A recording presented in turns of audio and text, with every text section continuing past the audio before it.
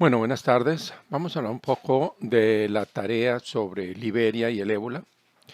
Lo primero, a partir de mi experiencia trabajando en diferentes emergencias, es que es importante dejar claro que no existen emergencias, sino gente con prisa. Lo más importante es planificar adecuadamente antes de comenzar a hacer.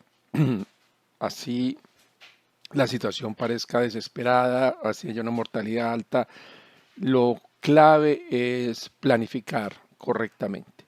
Si no, las acciones pueden traer más daño, más perjuicio que realmente los resultados que estamos esperando. Lo segundo, entonces, es planificar y planificar adecuadamente, para lo cual hay que entender el contexto en el cual nos movemos. Liberia, por ejemplo, es un país que ha vivido muchos años de guerra. Yo trabajé en Liberia en el 95, ya hace unos días, y en 1995 este país ya llevaba muchos años en guerra y no había gobierno. O sea, había 7 grupos armados y cada uno controlaba un pedacito del país, cada uno tenía su propia eh, reglas de juego, su propia moneda, ¿sí? Y todos peleaban contra todos. Por lo tanto, realmente la situación era muy compleja, la economía estaba destrozada y pues la mayoría de la población joven, sobre todo masculina, había muerto en esta guerra. Por lo tanto, el proceso de recuperación ha sido lento. La última vez que estuve en Liberia fue hace 2 años y en ese momento todavía la economía es muy frágil, la infraestructura es muy débil, solo hay un hospital, eh, digamos, de segundo nivel en la capital, ¿sí? Hay muy poca especialistas, hay muy poco equipamiento y posibilidad de atender esta o cualquier otra emergencia.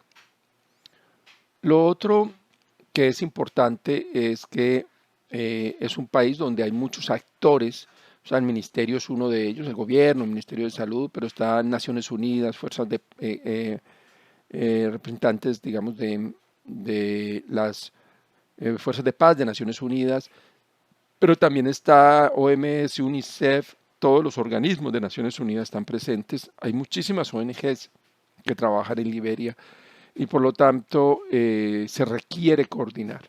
Entonces, si uno llega como representante de una ONG o como médico de una ONG, como Médicos Sin Fronteras, pues debe entender que pues, no son ni los únicos ni los mejores, o sea, hay un montón de organizaciones que trabajan allí y por lo tanto hay que coordinarse adecuadamente. Además de esa coordinación, definitivamente hay que entender que, claro, lo más urgente es atender las personas, pero esto hace parte de un paquete mucho más amplio. En ese sentido, la planeación no debe centrarse solamente en atención adecuada a pacientes con ébola, sino de una manera más amplia. Ya cuando planteamos qué acciones se requieren, ustedes ya plantearon una serie de acciones en la tarea y van a intentar agruparlas. Lo primero, definitivamente, es la prevención. En esa prevención hay una prevención que tiene que ver con la transmisión de animales a seres humanos, animales silvestres a seres humanos, y por lo tanto allí es muy importante hacer un esfuerzo para evitar el contacto o para que las personas manipulen adecuadamente cuando están cocinando, por ejemplo, animales silvestres para comérselos, pues los manipulen adecuadamente, los cocinen adecuadamente para evitar la transmisión del virus. Luego, realmente la mayoría de la transmisión ocurre humano-humano. O sea, una vez que ha pasado, que ha saltado, digamos así, de los reservorios silvestres al humano, la mayoría de la transmisión, la epidemia, quien le da fuego a la epidemia es esa transmisión de humano a humano. Sabemos que el ébola se transmite por cualquier secreción y esto implica que hay que plantear medidas a todo nivel. Y muchas de esas medidas no comienzan de nuevo en los hospitales, comienzan a nivel comunitario. es en la comunidad que la gente se enferma y es en la comunidad donde reciben la primera atención, porque es un país acostumbrado a no tener médicos, no tener hospitales, la gente se cuida en sus casas y por lo tanto allí hay, frente a una fiebre, pues se busca primero el sanador tradicional, la farmacia, otras formas de tratamiento antes de pensar en un hospital. ¿Sí? Que además se sabe que los hospitales tienen muy poca infraestructura, equipamiento, por lo tanto tampoco es que sea la solución ir al hospital. ¿Sí? Esto implica que hay que hacer unas recomendaciones que tienen que ver con la detección temprana de signos y síntomas que hacen pensar en ébola, ¿sí? Desde fiebres muy altas, pacientes que se deterioran muy rápido, cualquier tipo de sangrado que hace pensar que hay cuadros hemorrágicos. Ese tipo de cosas se pueden difundir en la comunidad para que la comunidad atienda eh, el llamado de consultar lo más pronto posible. Entre más rápido se consulte, de un lado hay menos posibilidad que la persona muera y además de ello, pues hay menos posibilidad que pueda contagie a otras personas. Después de esto, en la parte de prevención, pues tenemos la prevención que ocurre a nivel de los servicios de salud. Ustedes, muchos plantearon la importancia del equipamiento y esto es claro. Sin embargo, no basta con el equipamiento. Hay que formar el personal de salud. No está habituado a usar guantes, no está habituado a usar tapabocas. En ese sentido, crear ese hábito no es fácil. Y fuera de esto, pues, en cierta manera, no hay que pensar solo en que el médico los utilice, pero todo el personal, o sea, el personal de aseo, el personal de cocina, el personal que transporta a los pacientes. Hay mucho personal en un hospital y todos deben tener conciencia de la transmisibilidad del virus y de cómo evitar esa transmisión. Sin embargo, hay que cuidarse de no querer a todo el mundo colocarlo en trajes de astronautas porque realmente no es necesario. Solo el que está en contacto muy directo con el paciente requiere una serie de capas de protección, pero en nuestra experiencia, por ejemplo, en Angola, con una protección básica, ¿sí? Un tapabocas, unas batas, guantes para el personal que no está en contacto directo con el paciente, fue suficiente para romper la transmisión entre enfermeras y personal de salud, personal médico y personal de, digamos, de logística, de aseo, etcétera, del hospital, de Wish en este caso, en Angola. Por lo tanto, es un tema de capacitación, es un tema de contar con el material, pero también es un tema de ser, digamos, razonables en lo que se está solicitando que hagan las personas y en lo que es viable, porque a 38, 40 grados con una gran humedad, como puede ser, piensen en, estuvieran en Honda o en Barranca Bermeja, colocarse 4 capas de protectoras, pues es muy difícil de aguantar. Sí, nosotros, por ejemplo, en Angola hacíamos turnos de 2 horas máximo y nos tomaba casi una media hora vestirnos, una media hora desvestirnos, o sea que realmente en contacto directo estaríamos una hora y media más o menos con los pacientes. O sea que hay que ser muy realistas y además cuánta gente necesitas para poder garantizar esto. Esto es parte de lo que debes planificar adecuadamente, porque si tienes muy poco personal y ese personal está exhausto, el margen de error es mucho más grande, la posibilidad de que se infecten es más grande y por lo tanto va a haber más problemas. Luego de esta parte de prevención, a nivel del hospital, hay que tener en cuenta que el hospital es uno de los lugares, pero hay centros de salud, hay médicos tradicionales y por lo tanto la protección, la prevención debe incluir a todos estos actores o a todos estos servidores en el sector salud. Luego tenemos la importancia de hacer diagnóstico rápido. En esto hay una dificultad, es que en general la tecnología que se requiere para diagnosticar un virus son, por lo menos, son de alta tecnología, son PCRs en tiempo real, que es complejo. Sin embargo, pues, se ha venido desarrollando nuevas tecnologías de pruebas que se llaman poco, que se pueden hacer en la cama del paciente, por decir así, o inclusive a nivel de la comunidad, pruebas rápidas Y esto es una posibilidad muy importante porque entonces ese personal que está más en primera línea va a poder hacer estas pruebas y poder diagnosticar o poder transportar a estas personas. Ahí hay otro elemento importante a construir porque no existe unos mecanismos de transporte, ambulancias, etcétera, y por lo tanto hay que crear mecanismos para transportar los pacientes cuando sea requerido. Lo otro es que los hospitales en general son pequeños, mal equipados y por lo tanto poner encima la sobrecarga de montar un centro de tratamiento de ébola o de cólera o de otras epidemias es muy difícil, lo que lleva a que hay que construir estructuras paralelas. Puede ser al lado, puede ser dentro del hospital, pero separar una parte del hospital solo para ébola y dejar el resto porque además hay que mantener los servicios, hay que seguir atendiendo partos, hay que atender pacientes con malaria, con meningitis, etcétera, y por lo tanto no hay que obsesionarse con el ébola y olvidar que entonces lo que va a pasar es que la gente se nos muere en un parto y no del ébola, y entonces la mortalidad, el exceso de mortalidad va a ser mucho más alto. ¿Sí? Después del diagnóstico necesitamos hacer un tratamiento adecuado y para el tratamiento adecuado igual sabemos que no hay un medicamento y los que se están probando todavía no demuestran una eficiencia muy alta en reducir mortalidad para ébola, pero la mortalidad sí ha sido posible reducirla a partir de tratamiento de sostén, o sea, tratamiento básico de darles de comer, de beber, de tratarle si tiene una neumonía, de tratarle si tiene un paludismo, etcétera, reduce la mortalidad. ¿Sí?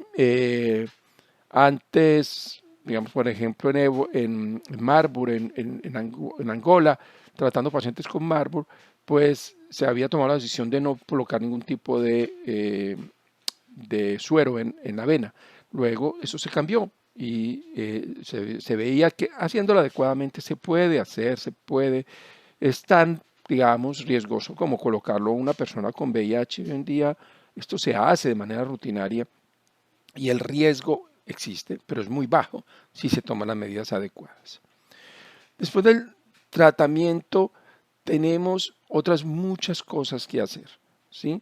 Dentro de ellas definitivamente está toda la parte de hablar con la comunidad, de trabajar con la comunidad, entre otras cosas porque entender, por ejemplo, la manera en que la comunidad está viendo a estas organizaciones que llegan de afuera y que llegan para tratar las personas en ocasiones sin entender mucho la cultura y la manera en que ellos ven la enfermedad y la muerte es complejo. Y el tema de la muerte es complejo, o sea, el cadáver transmite el ébola y por lo tanto pues requiere unas medidas de desinfección, unas medidas de empaquetado adecuados. Sin embargo, de nuevo, hay que saberlo hacer y hay que hacerlo evitando que agreda a la familia, agreda las creencias religiosas, culturales.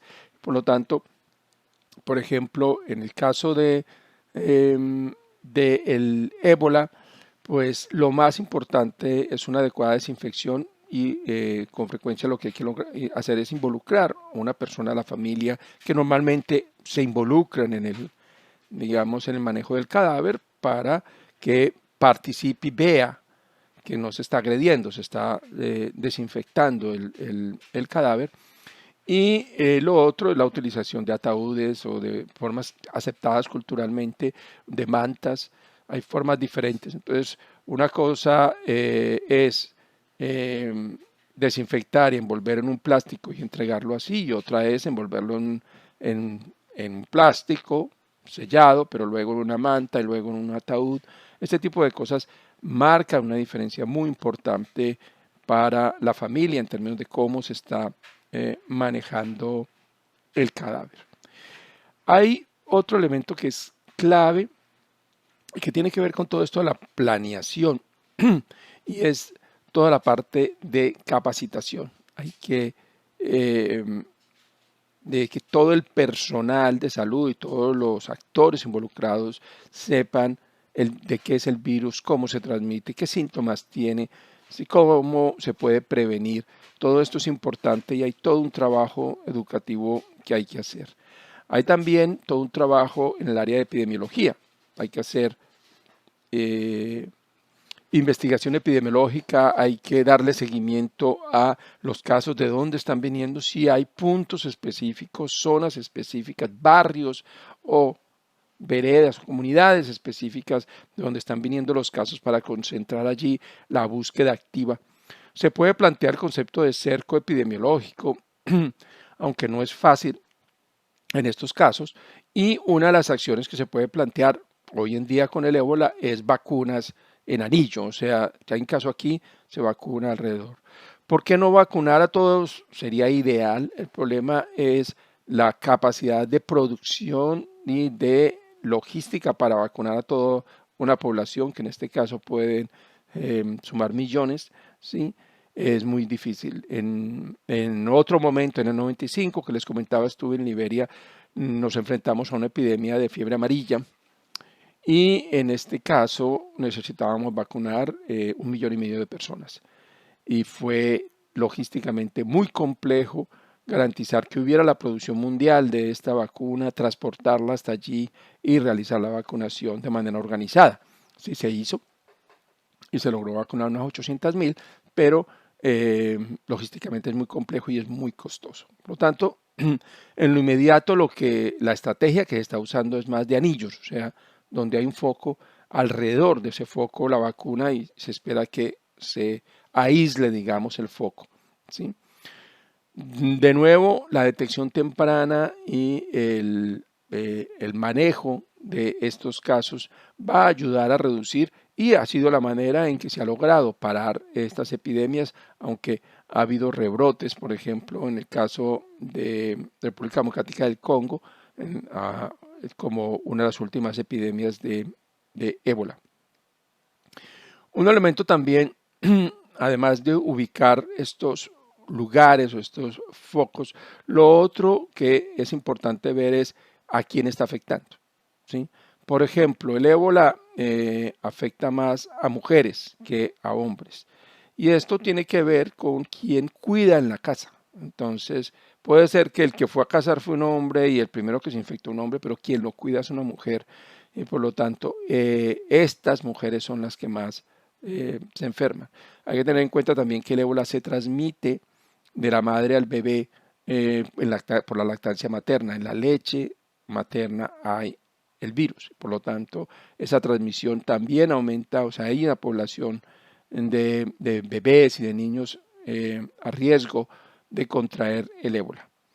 Igualmente, y varios lo mencionaron, hay un riesgo de transmisión sexual. Por lo tanto, hay la recomendación del uso del condón en las relaciones sexuales.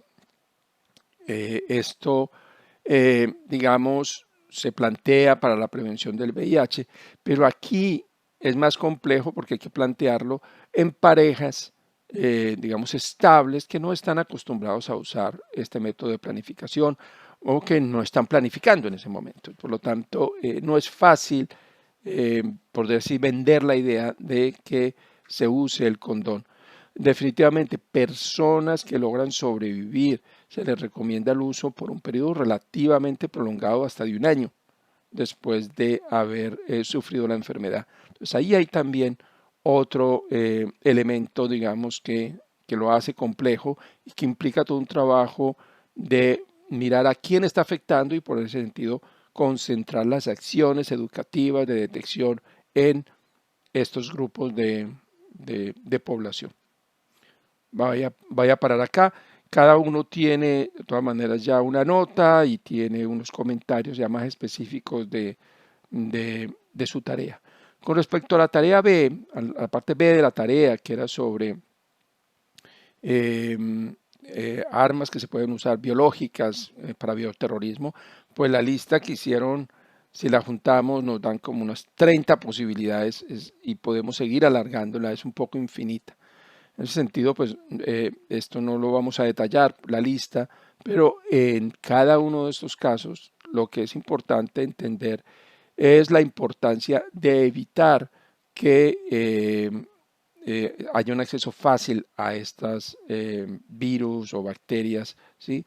Algunas requieren laboratorios sofisticados y no se espera que, digamos, se pueda manipular fácilmente, pero otras como el anthrax no requieren gran sofisticación y puede ser preparado en una cocina de una casa. Por lo tanto, allí es donde más preocupación existe a nivel mundial.